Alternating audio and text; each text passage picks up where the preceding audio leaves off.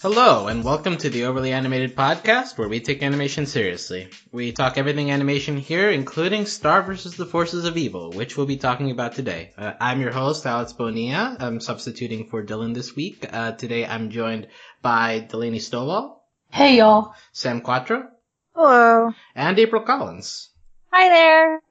And today we are talking about week 2 of the event called Starch, that we are calling that here, of the March of Star. The latest episodes that aired on this Sunday was Moon Remembers, Swimsuit, Ransomgram, and Lake House Fever.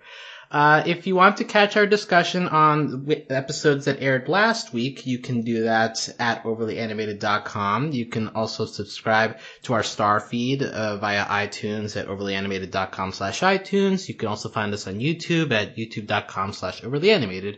And we could be referencing stuff from last week, so spoilers for both last week and this week in this episode. But we have 4 different episodes to talk about, some stuff connecting, some stuff unique for its own episode, and we'll be talking about various things here. But I guess we'll start off with general impressions of this group of 4. If there's something that stood out to you, maybe an episode that you loved or you really didn't love, or like something in general about these episodes, we'll just do like general thoughts first. So, let's go to April first. How did you feel about watching this week of Star? This week of Star was pretty interesting. I was worried that I guess we would just get like a bunch of filler episodes. And even though we did have some filler-esque episodes, like there were some that were just really like enjoyable, like Swimsuit. I thought it was going to be probably the worst one of all of the 4. And I actually really, really enjoyed it a lot. It was like super action packed and like very Eclipse heavy because I've been personally wondering like, what are we doing with her? Where are we going with all of this? Unfortunately the episode with like Queen Moon just sort of fell flat for me, and I was kind of upset about that, but it's fine. I will leave my personal prejudices at the door.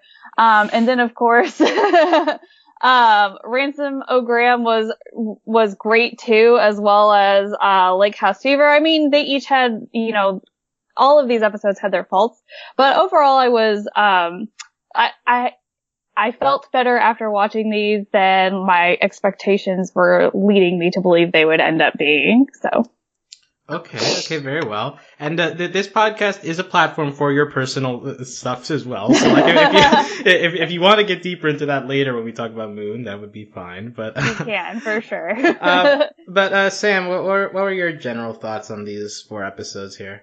I had a better time with them than I did with the episodes last week. I think because they were more, spread out, loosey-goosey, typical of what I think of a Star episode and what it quote-unquote should be. That being said, even though I liked them more than last week's, I don't really feel like any of them really stood out besides, like, the Lake House Fever one, like, Tom Star, and, like, the Demon Mom. I like that one a lot, but the rest were kind of like, Moon, can't remember, can't find your swim trunks, whatever, blah. They were okay. Hopefully things will pick up from here, but they're alright. Okay. And Delaney, you weren't on the podcast last week, so if you also want to get into your thoughts on like just the season so far, that's okay too. But what are your general thoughts on Star so far here? So, Star is bi. She is. Okay. She is. And I do want to say that I think we're getting Star blushes in like every single one of these episodes multiple times, and it's a different thing to see, really. And I will say, I think the best episode that I really enjoyed was Ransomgram, whatever. I really enjoyed that episode because Star's bi, and that was the entire point of that episode was her being like, everyone's so pretty. It was like that scene where she's on whatever, the cat, the bear, whatever. And she's, like, behind... What was her name? It's, like... I couldn't even say it. It was, like... Wait, I have it here, a Brunzetta. So, she's holding Brunzetta, and Marco's behind her, and she just, like... she'll look at Marco, and then she'll turn, she'll look at her, and that's like the best scene. It's like the best thing I've ever seen. It might also be like up there with like best explicit bi representation, because you get the whole like cutesy, like it's pink in the background and there's stars, and she looks at them and she looks at each of them. It's so great. Overall, I really enjoyed the episodes.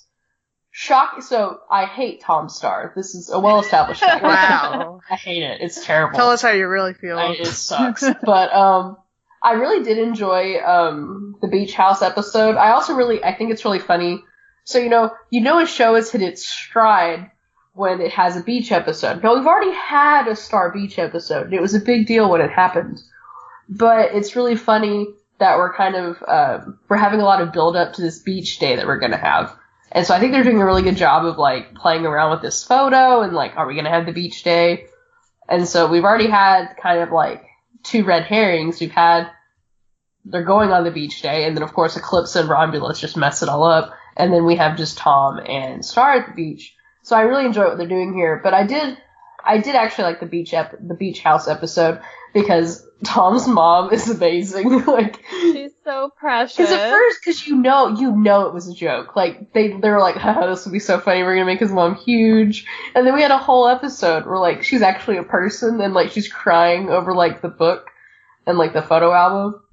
I also do think this episode did a really great job of showing, like, it's gonna be a big deal. Like, obviously Tom and Star are gonna break up again. Like, we can't have this, like, we've been tiptoeing around it a lot, and we've been having this, half the time you're watching it and you're like, oh, Tom and Star are still dating. Why hasn't she broken up with him yet? Because, they do stuff, and you're like, this is obviously, I'm a Starco stan, obviously. But, we have the way things play out in the show, it's really, they treat Tom like an afterthought, and that's what Star does, and you see that. This is, especially this happened, I think it was in the first episode when they're looking for Moon.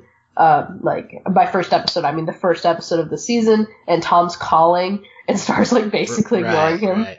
Yeah. And so, I think this is setting up a lot of the fallout that's gonna happen when they break up, or, whenever there's another hiccup. Because, they kind of made up at the end where Star's like, I'm not gonna go to Marco's, which that was also not the best decision. So it's interesting to see how this is, like, we're gonna get more and more of this, this love triangle.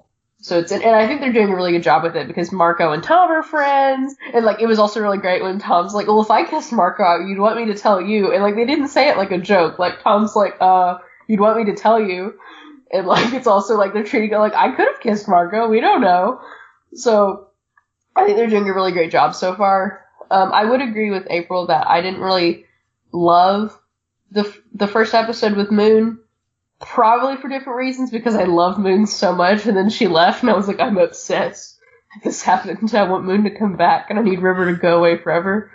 But I think overall, like, I really enjoyed them, and I think we're doing interesting things this season, and just having Eclipse with Meteora and everything's just been really cool. All right, thank you. And just briefly, my thoughts. I think that this was a group of enjoyable episodes. I also enjoyed we're doing stuff with Eclipse finally again. It feels like it's been a while since we've touched on her, like, actually ruling and how that's going on. So I'm interested to see that we're still touching on that. And yeah, Tom Star is interesting. I guess we can get the other people's thoughts on that as well, since that is, like, the last episode, so that might be the freshest on our minds. I know this is the one I watched, like, right before we got on here. But April, how do you feel about the portrayal of the Tom Star relationship in these episodes, especially Lake House Fever at the end? Okay, so it's really interesting because everyone knows I'm all about Starco, and if you don't know, I'm telling you again, because that's Endgame. Starco's Endgame, we know it.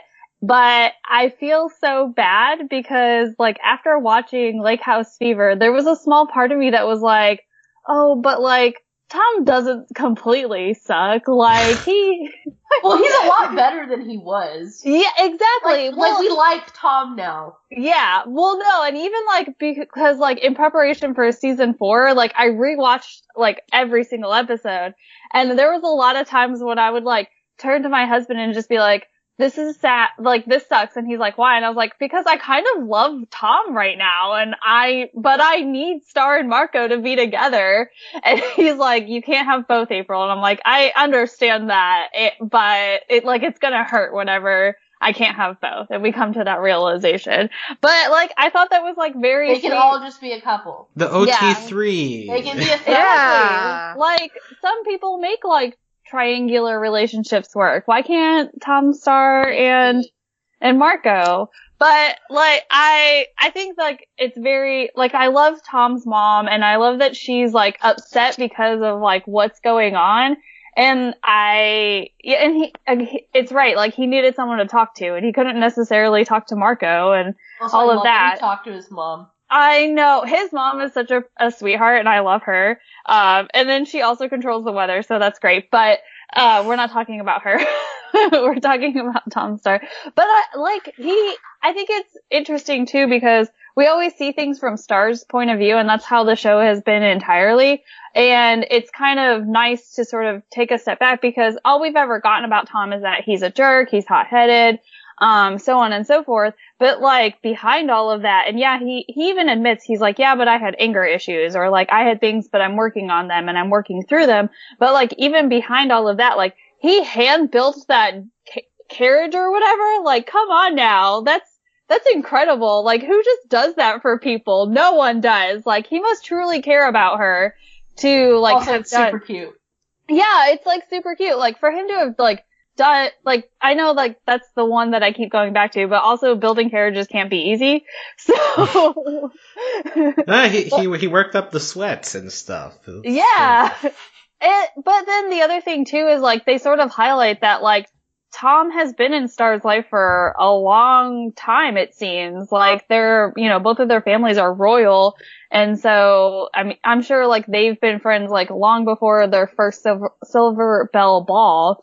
So, it's just, I don't know. It's hard to watch because, like, I'm like, oh, look at that. Like, that's so sweet. And I'm glad that Star stayed, because my fear for the end of that episode was that she was gonna, like, go, like, she was still gonna leave to Marco's, and then it was just gonna be, like, a, like, dinner just between her and him, and, like, something, like, private, and I would have been heartbroken, but also, like, doing, like, high fives and cartwheeling down, I don't know, my stairs. So. All right. But I will say it's slightly frustrating, too, because, like, we kind of slightly talked about, like, the Star and Marco kiss. We still haven't talked about it. Like, we sort of tiptoed around it because of what else that was going on. And I don't like that. That's very frustrating for me. And the whole time Tom was like, I know it didn't mean anything. Like, Do you think it did, Sam? the kiss? I don't know. Who knows anymore? My thoughts on this Tom and Star moment of an episode.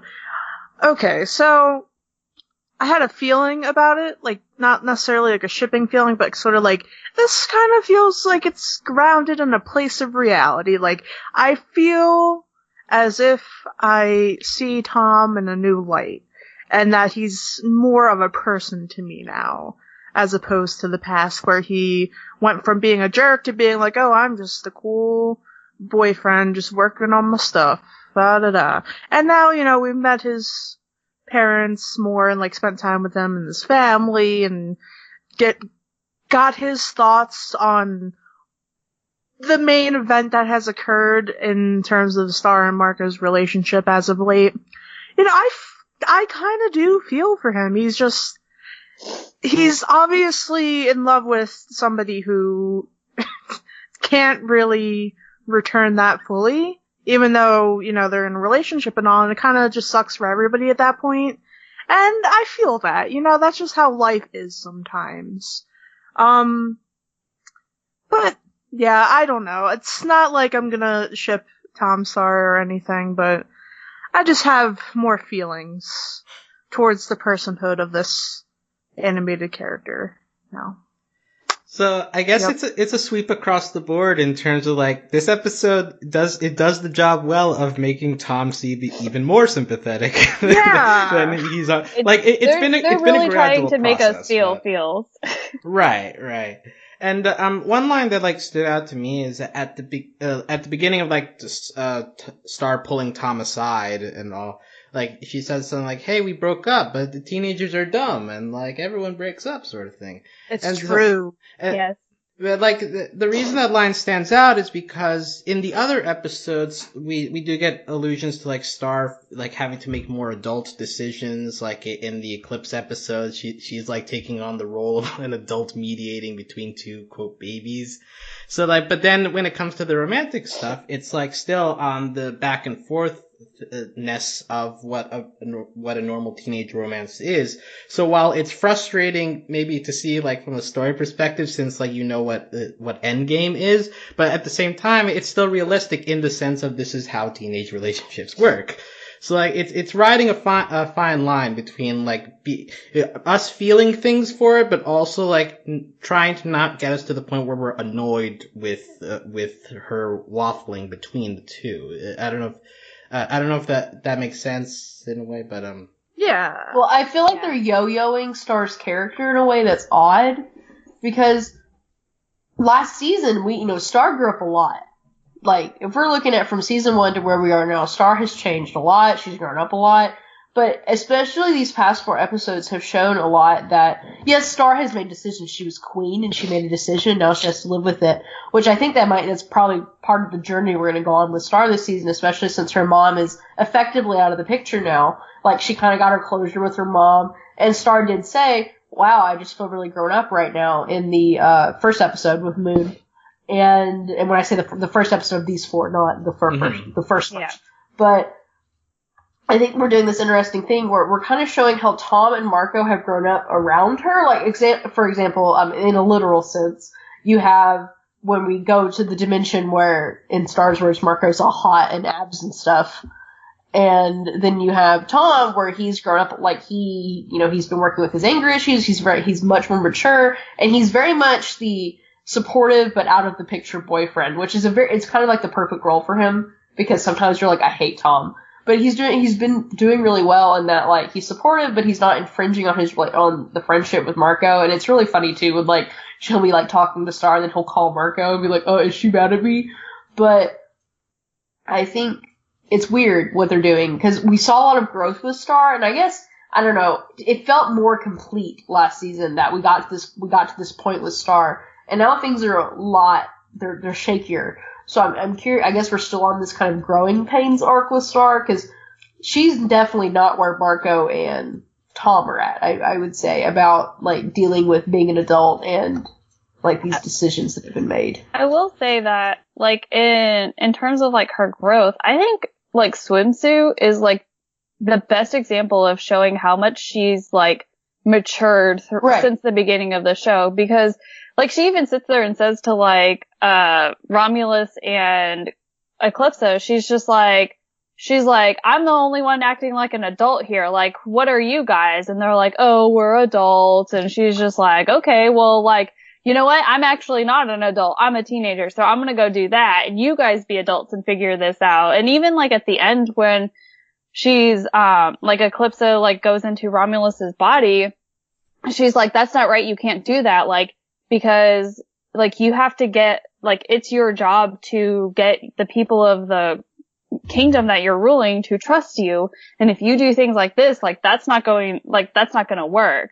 And so her, like, because I think of, if anyone, like, Star's one of those people who, like, always goes after whatever it is that she wants. Like, she'll do whatever it takes. And so for her to, like, sit there and tell someone else, like, hey, like, that doesn't come first anymore. Like, you have to think about other things.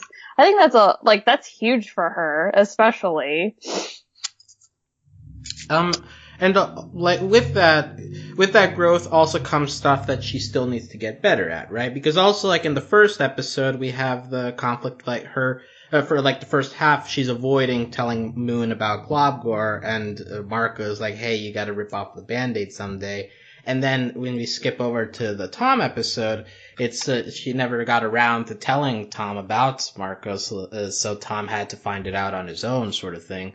So like, but I think that that's like a realistic thing where like you can grow in certain aspects of your personality, but like still have other stuff to work on the side.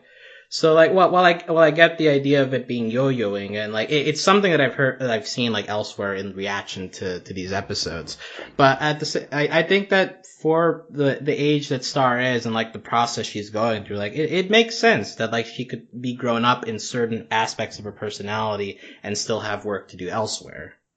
Yeah, that's like how life is sometimes, you know. You don't like become an adult TM overnight. You know, you learn and you grow and you're good at some things, other things you work on, and eventually you're like 40 years old and you have most of it figured out, I assume. But you hope. you hope, yeah. But yeah, that's typically how it works in life itself. So I think that's a good thing that you're sort of going through like, oh, like I don't want to tell my mom about this because pulling off band-aids hurts. But then she'll have like a really great moment of like mediation between two actual like thousands of years old adults. And it's wonderful. You know, I like that kind of going from, oh, I'm good at this, but I'm not so good at this. Da da da da da da. It's growth. Let it happen. Let growth happen, yeah. Let growth, yeah. Well, yeah, you can't get it in one shot. Takes time. Now, before we move off completely, I just want to say, like, at the same time, I don't think that Tom is perfect in this episode necessarily, because we do have the brief moment in the argument where, like, Star is beginning to get, like, angry with him, and he's like, no, I'm supposed to be angry at you, sort of thing. Oh so, my god! Which is true. Okay, yeah, you agree with this sentiment. Yeah. Okay. I'm like, you know what? I agree with you, Tom. You have every right to be angry. Like... But and then also there's the assumption of, hey, well, that kiss didn't mean anything to you, right? So we're good. It's like but like I don't know if that's like self-denial sort of thing or like he actually believes that. But there could be some unsavory stuff going on with Tom's personality, because I also just think that Tom, he also pressures her to stay. Yeah, that's true. Yeah. So, like, I'm just pointing this out because, like, Tom is being more sympathetic in this episode, but I think that they do enough to, like, keep his, like, well, Tom still has flaws. Like, he hasn't become a perfect person yet. So, like, but I think that that's a good thing that the episode does, that, like, it keeps him still on his character, but enough that, like, you see progress while not making him a totally different person than what we know him to be. So... But I just want to give, like, the full picture of Tom here. Well, Tom is not an angel. He's a demon. Yeah. Yeah. I got a demon for a boyfriend, Star says. That was pretty good. Are you an angel? Yeah. I guess we can, like, just cover the other parts of this episode specifically. We've got the mom. Some people have already praised her, but, like, I don't know if there's, like, anything specific we want to get into there. Her main conflict in here is that she is kind of, because she knows that Tom, Marco, Star stuff, so she seems to be very hesitant or annoyed around Star, and they get into, like, a fight, not a fight, but, like, a standoff in the kitchen, and then later she's going through the photo album. When they get to the Star section, she's like skipping through it a little faster and begins crying. Oh, moms. So it's Mom. Yeah. How do you feel about the depiction of momhood here?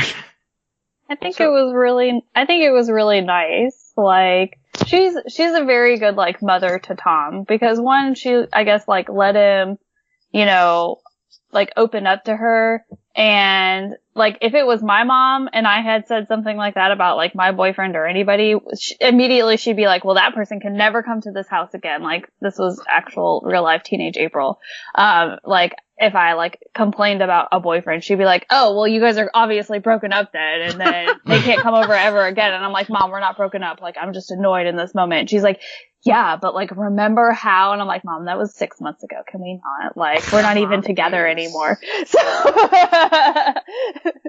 but I think she's very caring, and I think that it's sweet that she cares. And it's nice that she's able to, I guess, put aside, like, the fact that she's a mom. She obviously wants to be protective of her son, but, like, still, like, welcome Star into their beach home or their lake home. And I guess it's still kind of, like, cordial to her versus just, like, completely shutting her out for the sake of her son. She just wants him to be happy. It also helps that Star can't understand anything she says. That too. Yeah. Yeah, many translations are given in this episode where either Tom or Dad has to be like, oh, they said that, blah, blah, blah. So, but yeah, so my mom has a strong part in this. Also, we have Dad, who doesn't have too much to do. We have Tom's aunt. Love her. Yeah, Luminous Exasperella is her full name, and her slime boyfriend. Is this slime person the same as the ex-boyfriend of Tom's mom? I wasn't sure. I would think so. I think that was the joke. I thought that was the joke too. Okay, I was a little hesitant, but it's okay. So that makes sense. Well, I thought it was that she got back together with her ex-boyfriend. Like, that was her ex-boyfriend. They're back together again. Also an interpretation, but I like Slime Dude. I don't know. His non sequiturs were very much my style. Like, really quick. Hot take on cold foods: cucumbers / pickles. Yeah. I agree. I don't like cucumbers. I love pickles. Yes, I stand with Slime Person as well. Like, cucumber. I'm the opposite, baby. Because he says I like pickles, but I can't stand cucumbers. Yeah. So yeah, I like cucumbers, but I can't stand pickles. So, why? Are pickles too like pickly? Yeah, like pickles have a special taste. Cucumbers are just more watery and like cooling. You know, like the cucumbers give you a special feeling that pickles can't. I feel special. I like both of them. Y'all are odd. I know, I like both of them too. I love pickles. I also love cucumbers, so. You're not allowed to like two things. You gotta like it's the same thing, though. Which one in this metaphor represents Tom and which one represents Margot? Good question. I don't know. I would assume that he was pickles. I would assume that Tom is the pickle. Yeah, that makes sense. But like, is Marco crunchier then, or is he cool as a cucumber? No. Is he more nah. I don't know. Yeah, who knows?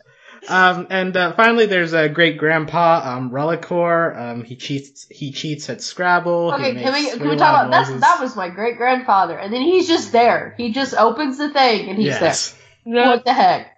How demons work?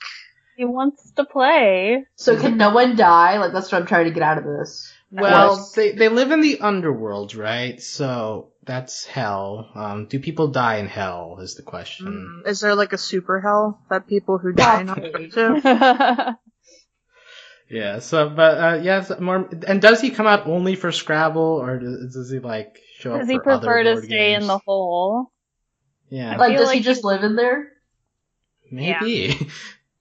And that's why they keep the portrait up, just like remind themselves, like, hey, he's still around. So, but yeah, so Lake House Fever, lots of Tom family stuff.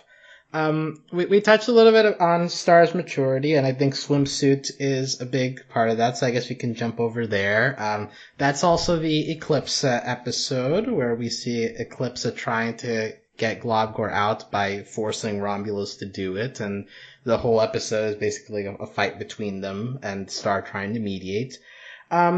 This is I'd say this plus Moon Remembers is like our first real stint into like what Eclipse's deal is going to be this season, but like it seems to be focused more on Globgor than it is on like her ruling the kingdom. So I just wanted to get your guys' takes on like how Eclipse is suiting you guys so far, and like what you think this season is going to be with her. I like Eclipse. She's super cool. It's interesting. Like, it's still like, what is her deal? What is it? Like, she clearly just cares about her husband. And it is interesting that, like, obviously Star's opinion of her matters a lot. Because that's what stopped her, ultimately. Was, how can I trust you? And that's what she stopped. So, she clearly cares about Star a lot. And I think it's going to be kind of interesting. I think Star is going to kind of have to be, not like a parent, but sort of like a mentor to Eclipsa. So I'm interested to see how this dynamic plays out. Like, I like Eclipsa. I mean, she's super sketchy, but I like her.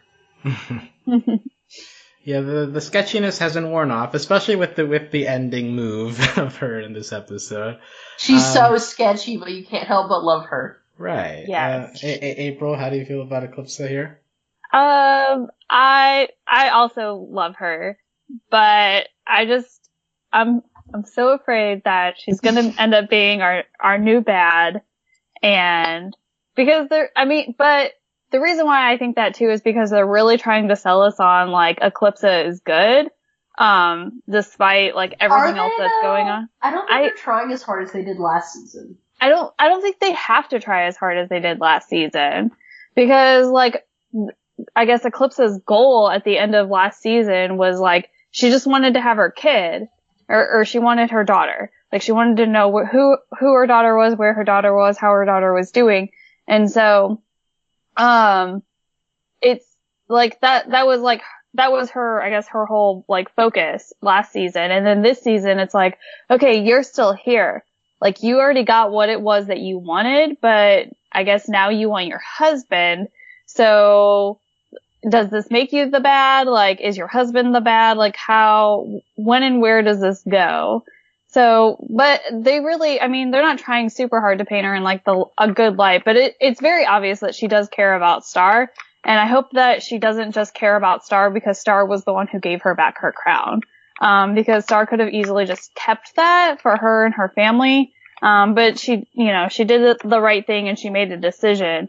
It's interesting though that, like, we have the whole, like, moon episode, and I guess these two episodes kind of go one and the same for me. Right.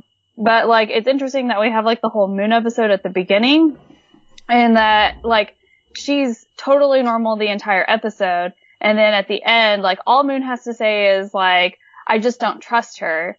And for whatever reason, like, that single line was very, like, almost, like, unsettling for me, because I was just like, you don't have your memory, and you, like, barely know what's going on right now in this moment, but yet, like, you're just like, I don't trust her, and then that causes you to leave.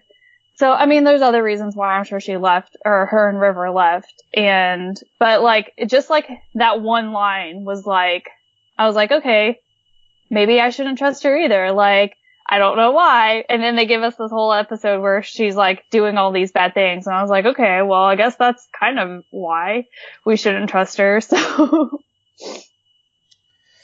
Yeah, so there's a lot of stuff with Eclipse that we still need to work on. And I guess touching on Globgor as well, like, part of it is that we still don't really know anything about Globgor. Like, we get Romulus, like, saying bad things about him, and then Eclipse is like, no, he's all great and all. But, like, because we're working on hearsay, we don't really know, like, which side has more truth than the other. Well, and the thing is, both sides suck. Sure. Yeah. Well, but, like, that's the biggest dilemma, is that, like, it's, like, it is hearsay, and, I mean, I guess, like, it's hard to go off of, like, what Romulus is saying, because he does have such a prejudice against monsters, and then, like, he even sits there and he's like, you're a Mumin baby, like, a Mumin eater, and she's like, oh no, that's not me, like, that was my husband, but, like, we do not know any of that, like, who's making what up at this point? And unless, I don't know, I hate doing flashback episodes, but I feel like that's something that, like, we're going to need so that we can get the full story, because we're just continuing, like, from last season of the, like, well, I say she's evil, and she's like, well, I say I'm not, and it's like, okay, but who really is evil here? I need to know. And the framing, like, we have this ginormous monster trapped in ice, and that's scary. Yes. Maybe he's like Edward from Twilight or whatever. Because apparently he went vegetarian for Eclipsa to hear her tell it. And that's like, oh, that's like what Edward did. So he's just Edward. Maybe he was just looking for a snack. And he found that in Eclipsa. Wow. He's like, I'm going to try going vegetarian. But if I ever get hungry, food is always nearby. That's smart. That's like people who keep chips in their purse or something. That's what love is, I guess. Keeping chips in your purse. Yep. Worth noting that the dinner being served in the first episode is also vegetarian, and River takes offense at this, but so Eclipse is keeping up the vegetarianism of this kingdom for her frozen husband. So Isn't corn vegetarian? Why don't they just have that? It's all corn. It's all they eat. Well, yeah, like being vegetarian in this universe is probably a little easier, but like River still likes meat, so River doesn't like The it. Johansons love meat. They have apology meat. Oh yeah.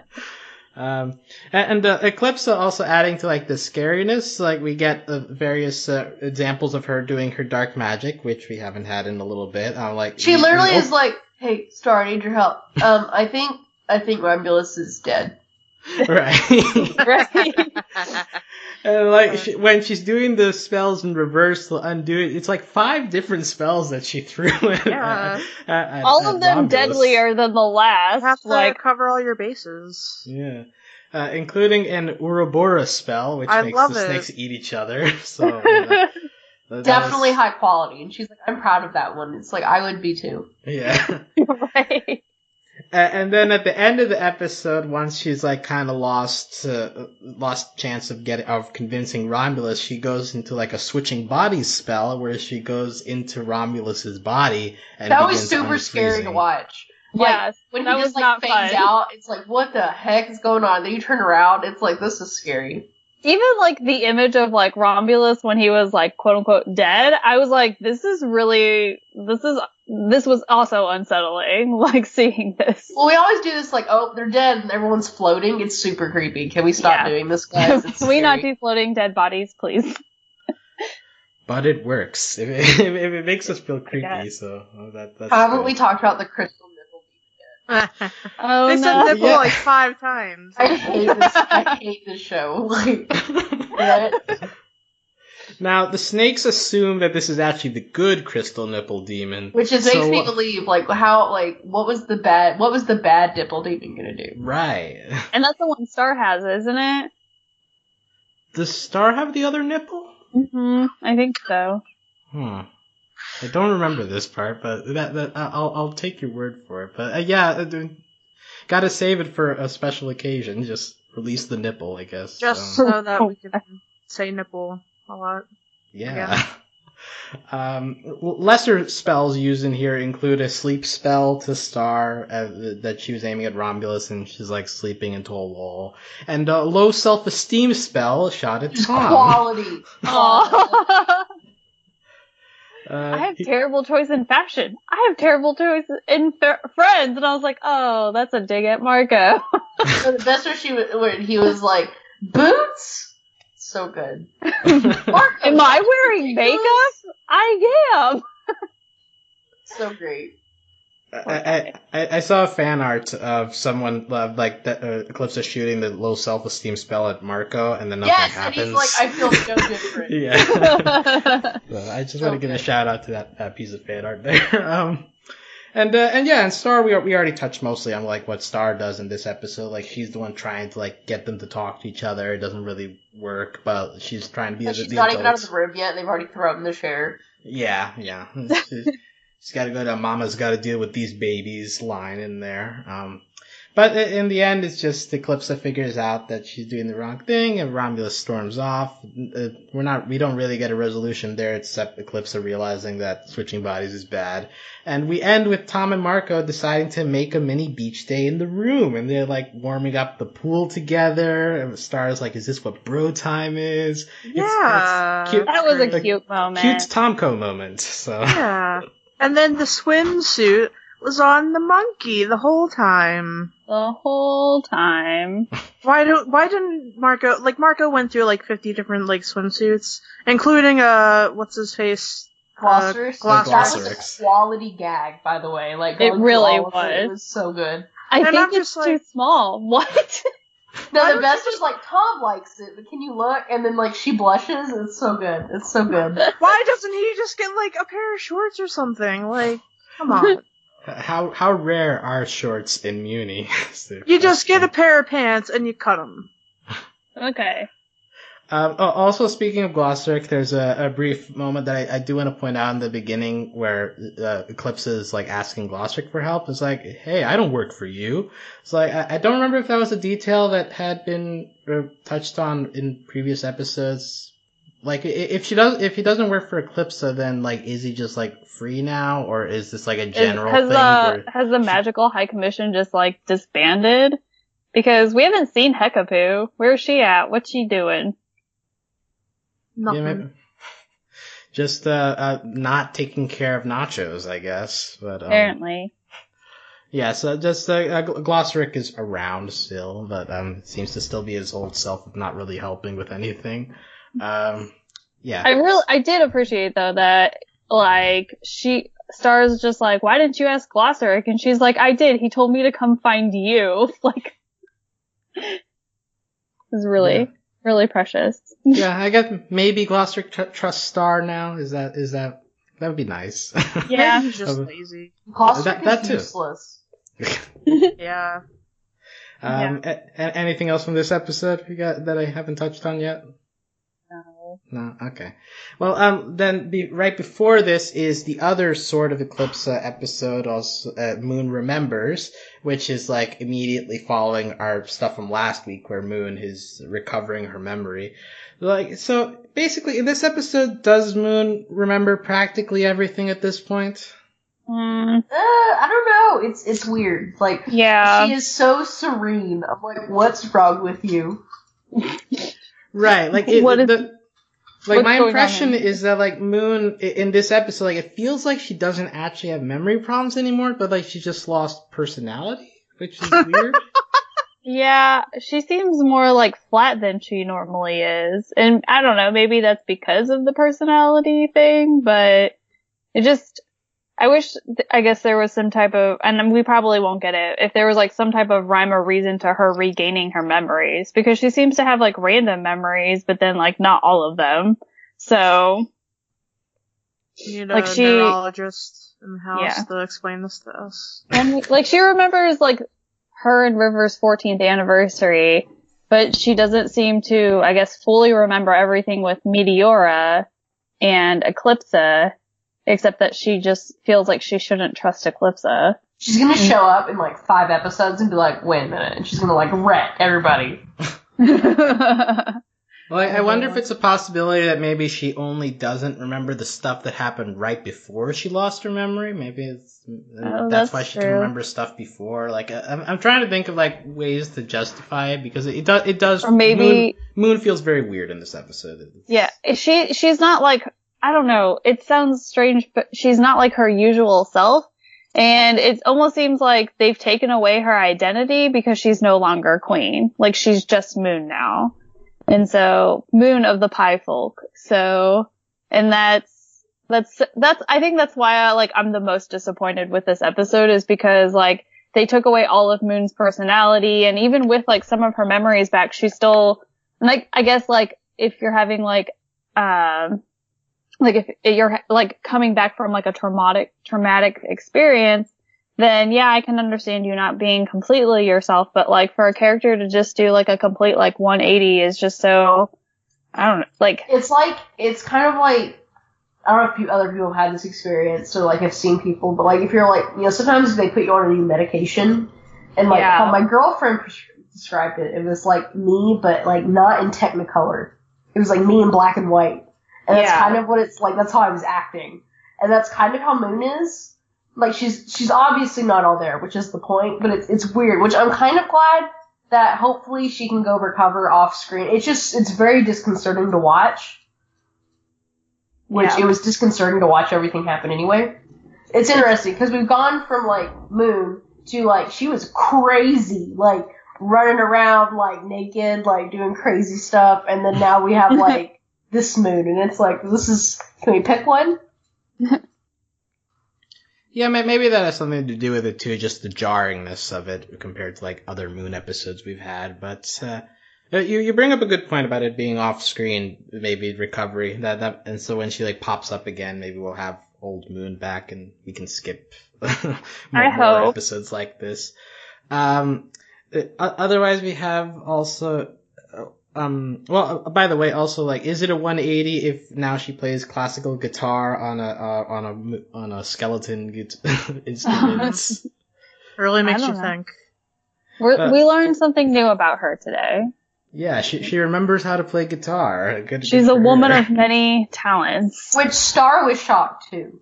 Yes. Yeah, she like maybe played in hiding. Who knows? She didn't want to share her talents with the world. It also like because Eclipse like wants her to shred, so like it switches to electric guitar noises in the middle, despite her playing the same instruments. Which I was Maybe she has pedals. miffed by.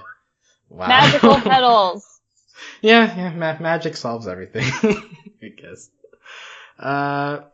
But also with Star stuff, she is avoiding mentioning Globgor at first, but eventually she like is about to do it, but before Moon discovers it by herself, and but Moon is understanding, and she's like, I know how terrible it is to be separated from the ones you love, and Star is also shocked by this reasonableness of Moon as well. So good, lots of good Eclipse of Moon moments in here. Like Star is obviously heightening them by like acting shocked every time they have like an interaction. What? But like, yeah, but I think it's still nice to see, and like also like the intro is like Eclipse crying while hugging Moon and like saying sorry. That was so sweet. Mhm. It was very heartwarming. And then even like the final scene too, I guess where they're at dinner. And they're just like chatting and like giggling, well, not giggling, but like laughing together. And it seems like they're having a good time. So, I mean, when Moon and River decide to leave, Star is like super shocked by it, which I kind of was too, but also not. So. Yeah, and so like we're sending Moon off, probably not to see her for a couple more episodes. Where are they gonna live? In the yurt. They're Yeah, gonna build the a yurt. Oh yeah, that's right. I forgot. Where are they gonna put the yurt?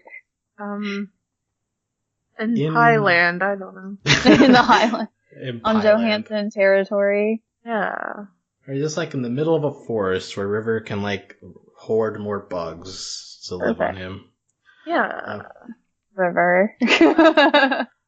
Brief food mention at the very beginning. Star mentioned something about there being a new kind of chocolate called carob. Has anybody actually tried carob before? I have not, but No.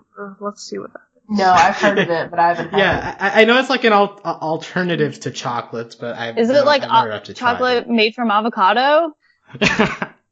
I feel No, like that's a thing though. Is it? Yes. it was mentioned in the Hey Arnold episode where they're trying to get Chocolate Boy off chocolate. Oh. Okay. Just so you know. Okay. Speaking of food, the last episode is about nachos, specifically, Marco's dragon cycle, who has been kidnapped because Abs Marco stole a sword called El Chapo, which, you know. Yeah. I guess the main story here is Brunzetta, which she was touched upon very briefly in the beginning. Stars by because she blushes at both of them equally at That was Abs great. Marco She's and not just Brunzetta. blushing, she is swooning. She is. Yeah. She's like so speechless and stuff. And I loved it. I loved like the blushing faces and like the I don't know what to call it, like I call it dewy eyes. Yeah. Like, oh, you're so cool. I hope she Yeah. doesn't forget about me. Oh, man. Great. And Brunzetta herself, any impressions you want to let out about her? She's great. She reminds me of, like, Valkyrie. Ooh. Yeah, that's a good comparison. Yeah. She's very big. She's buff. You know. Yeah. That's And she has an axe that, like, yeah. does lightning or something. Yes. her outro when she's like bye and like lightning is like coming out of the great. sky and she like poofs Awesome. away. It's a great way to like send her off, like just epicness. And yeah, so she and Abs Marco have a strong connection because they've been questing together for a Yummy. while. Have they been Yeah, questing yeah, or questing? That was good. Yeah. The questing part made me, like, that line made me feel like this is just like a RPG. They're just like, they're like in World of Warcraft and they're questing together. Pretty much. Mm-hmm. Wonderful. And so they're working together with Star tagging along to fight the Neverzonians, who are like ice ghosts. But eventually it's revealed that the reason they want the sword back is because it was keeping a fire demon away, and so they go back to And Marco's like, fight the demon. I stole it? Like, obviously you stole it. I think that's like a very Marco thing, because he always like, I guess, assumes he's the good guy in situations. And so he like stole a sword, which then caused things, and then he's like shocked to find out that he stole it. Like, well, no, duh, did they give it to you? Did they say, here's the sword, sir, please enjoy? Like, no, that's stealing, Marco. You can't just do that. But I mean, also, like, if you're like walking around, you see a sword in a rock, and you pull it out, like, is that usually considered stealing if it's just like it's around? See, this is typical RPG thinking. You have done a bad. Like, if Marco was truly a good person, and he was like, oh, I found this sword, like, he would go find someone and be like, hey, do you know why this sword is here? Should I put it back? Wasn't he, like, kept prisoner and that's why he took the sword? Is that that might have been, because I think there's something where it's like, finding El Chapo was the only thing from this place that I recognized. So I guess there was like some extended thing going on in there, and that's why he took it. Yeah. But in any case, like, they have a big old fight with the fire demon. He puts the sword back. But also, like, he stays to help rebuild, and like he says, like, I can't run from my mistakes. Oh my god, it's so and then Star's like, you're so hot right now. Right. Because you're doing what I can't with you. And then he's like, I know, it's so good. Yeah. Yeah, but I do think that, like, in the context of the other episodes with Star, like, it's kind of like a on the nose parallel thing where it's like Marco needs to, like, solve the problem completely, whereas Star does try to, like, delay solving problems. So I don't know. It seems like an interesting placement in between these Star focused episodes that have, like, the Marco dealing with his own stuff. And Marco returns at the end. He's like, I learned to speak merman, and I helped gnomes learn how to dance or whatever. Yeah, underprivileged gnomes or whatever. Yeah. He did that. Okay. So maybe this is like the most quote fun one as opposed to like actual story. Like, this one feels a little separate from the other. Any excuse to go to this dimension is the best excuse. Yeah. And now, the one thing I have, there's no Hekapoo. There's, like, one mention of, like, hey, like, Hekapoo should have taken care of my Dragon Cycle more. But other than that, like, I feel like if we're going to the dimension, we need at least a minute of Hekapoo. Hey, maybe there's a reason. Maybe there's a reason why we didn't. Like, maybe there's a reason why we didn't see Hekapoo is because something bad has happened to her. Oh God, I hope not. Well, that just makes me think of, like, what is it, the Booth Buddies episode? Because, we saw the episode prior to that was, like, the one where Pony had lost her horn and all, and she was at St. O's. But I feel like they were kind of trying to do something similar with this, like, with that. Well, I don't know. I don't know if I'm right or not, but it could be, like, that's what it felt like to me, is that they were trying to do something similar to that, because at the beginning of Booth Buddies, Star's like, where's Ponyhead? Like, she's supposed to be here. And so, and we know why, but Star doesn't. And so I wonder if it's another one of those situations where, like, Hekapoo's missing, and we don't know why. You have to rescue her. Yes. Interesting theory. I guess we'll keep an eye out for that. And at the very beginning of the episode is Star adding Marco's room to the monster castle. So he has the sword. He also has Princess Turdina merchandise. It's a doll. It says, "Let's dismantle the patriarchy."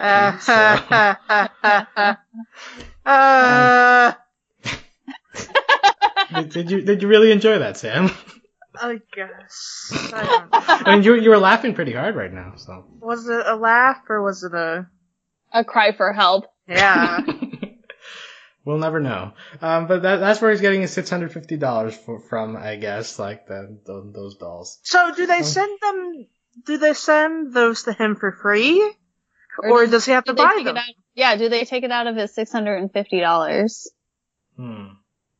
Good question. I don't know how merchandise agreements work. It's like, if someone makes an action figure of you, do you still have to pay for it? If you buy it? Ooh.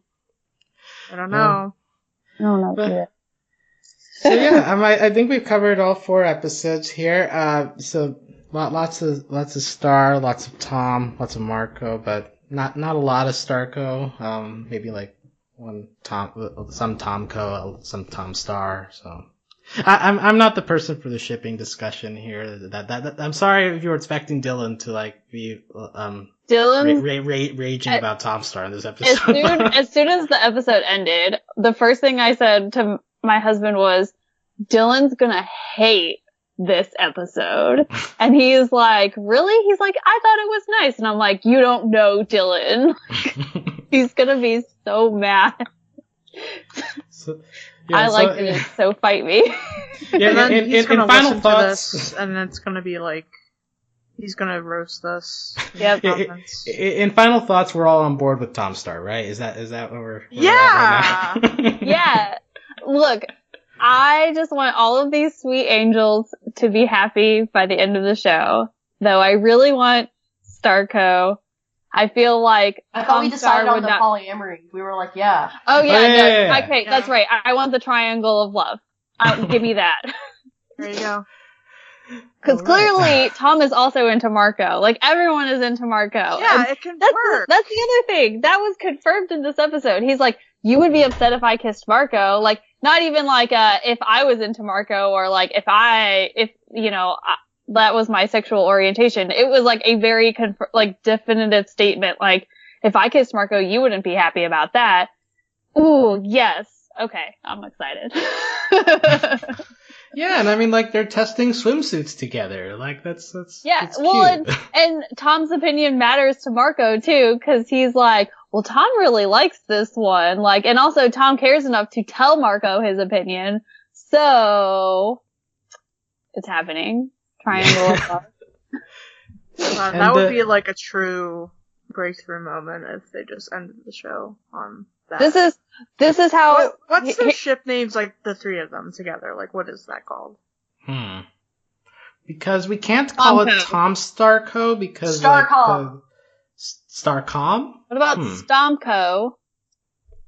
Starcom. Right in the comments, do you prefer Starcom or Stomco? Let us know your thoughts, and if you believe that we are getting closer to the triangle of love, which maybe we all hope deep down. But until next week, when we have more episodes to talk about, you can find the info on this podcast at overlyanimated.com. If you want to comment on the Star Versus or any of the other animated shows we cover here, you can do that on Discord as well at overlyanimated.com/Discord. You can also support us financially via Patreon at patreon.com/overlyanimated. Thanks to all of our current patrons, especially our patron of the podcast, Sarah, aka SarahNet. Thanks as always to our Patreon executive producers, John, Ryan, Steve, and Hugh. Besides Star Versus, in the meantime, we've got like Miraculous Ladybug going on. We've there's other shows that are probably going on that I'm blanking on right now. But there's a lot of good animated shows. Yeah, those shows. Yeah. Well, yeah, they air on television and or Netflix or whatever. There you go. Yeah, as Starverse is airing at very early in the morning, so early that my DVR apparently did not record them, so I had to go seek it out. Like your DVR is not a morning person. No, nope. It's not. So, but in any case, I will try next week to get up early for these episodes. And until next week, where we'll be back to talk about this, we'll talk to you later. Goodbye. Bye. Bye.